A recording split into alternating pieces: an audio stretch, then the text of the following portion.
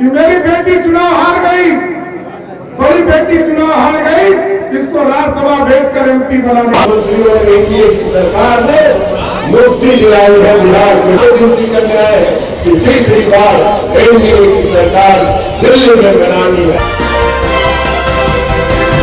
नमस्कार, आप देख रहे हैं सिटी पोस्ट लाइव और मैं हूं आपके साथ हर्षिता प्रताप सिंह।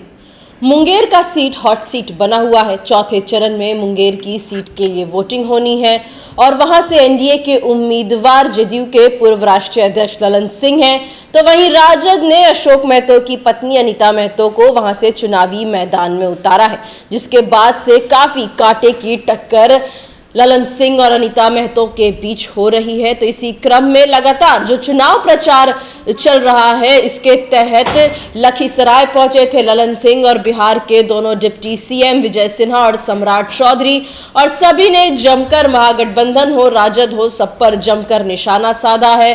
लालू यादव के कार्यकाल को लेकर सम्राट चौधरी ने निशाना साधा और साथ ही लालू यादव को कहने लगे कि उनकी नीति यह है कि अगर वो मुख्यमंत्री पद से हटे तो उनकी पत्नी बने, और जब उनकी पत्नी हट जाए तो उनके बच्चे मुख्यमंत्री की कुर्सी पर बैठे। तो वहीं विजय सिन्हा ने भी जमकर महागठबंधन पर निशाना साधा। ललन सिंह ने सबको जंगल राज की याद दिलाते हुए कह दिया कि वो वक्त भी बिहार ने देखा है जब शाम में घर से बाहर निकलने में लोगों को डर लगता था। अब आपको बता दें कि पहले भी मुंगेर से चुनाव लड़ते और जीतते आए हैं ललन सिंह, और इस बार जो मुकाबला है काफी कांटे का है, क्योंकि चुनावी मैदान में अशोक महतो की पत्नी अनीता महतो है। ऐसे में तीनों एनडीए के नेता लखीसराय में खूब गरजे। क्या कुछ कहा, हम आपको छोड़े जाते हैं उनकी बातों के साथ। फिर कहा कि मेरा बेटा क्रिकेट नहीं खेल पाया कि पानी ढोते रह गया, पानी ढोते रह गया, इसको मुख्यमंत्री बना दो।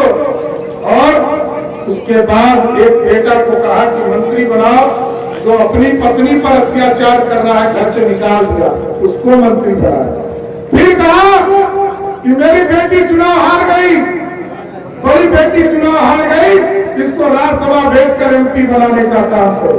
और आजकल वो कह रहे हैं, जब जंगल राज बिहार में स्थापित था तब लालू प्रसाद के बेटा बेटी भी भाग गए थे बिहार छोड़कर। आजकल एगो टूरिस्ट बेटी सिंगापुर से आई है, वो सीधे सिंगापुर से छपरा चुनाव लड़ने गई, सीधे एमपी बना दो।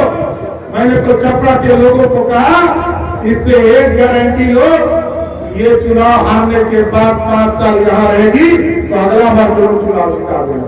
लेकिन ये लोग रहने वाले नहीं है साथियों, ये लूटने वाले लोग, ये भ्रष्टाचारी है, गुंडागर्दी करने वाले लोग हैं। इसलिए आप एकदम बेफिक्र होकर आदरणीय ललन सिंह जी को यहाँ वोट देने का काम करें। और आदरणीय मुख्यमंत्री नीतीश कुमार जी ने एक आश्वासन पूरे बिहार के नौजवानों को दिया है साहब कि पहले याद कीजिए 1990 से लेकर 2005 तक 1 लाख लोगों को भी नौकरी नहीं मिला साहब। लेकिन आदरणीय नीतीश कुमार जी और सुशील मोदी के नेतृत्व में जब बिहार में सरकार बना तो 2005 से लेकर 2020 तक 7.5 लाख लोगों को नौकरी दिया, और इस बार भी गारंटी है।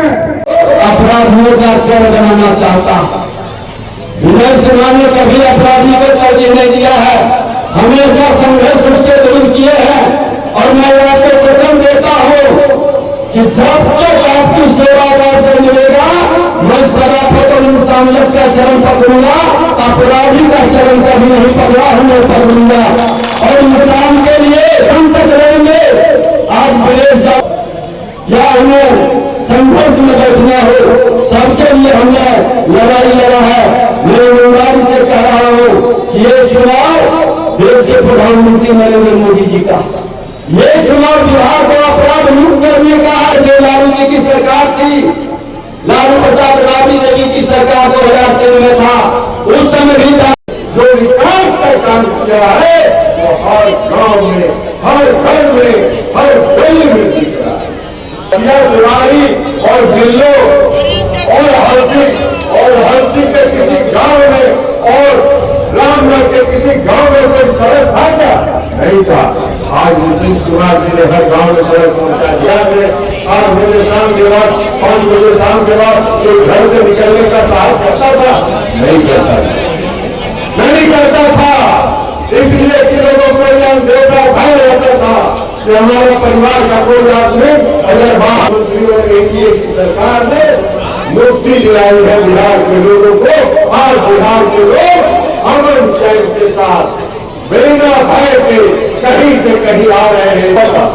पटना में हुआ था रैली, उस रैली का नाम क्या था मालूम है?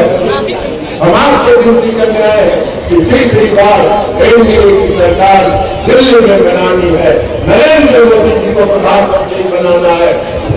एक एक वोट 30 साल पर बटन दबा के 13 मई को देना है। और हम आपके सांसद हैं, हमने तो 5 साल आपकी सेवा की है, आप सब लोग इसके गवाह हैं। किसी को करने की जरूरत नहीं है। इस इलाके में पतियां सुनाई दिल्ली, इस इलाके में आपकी सेवा की है। एक सेवक के रूप में मैंने आपकी सेवा की है, और अगर मैंने आपको लगता है कि मैंने ईमानदारी और निष्ठा के साथ आपकी सेवा की है, तो पुनः 13 मई को आपका एक कहते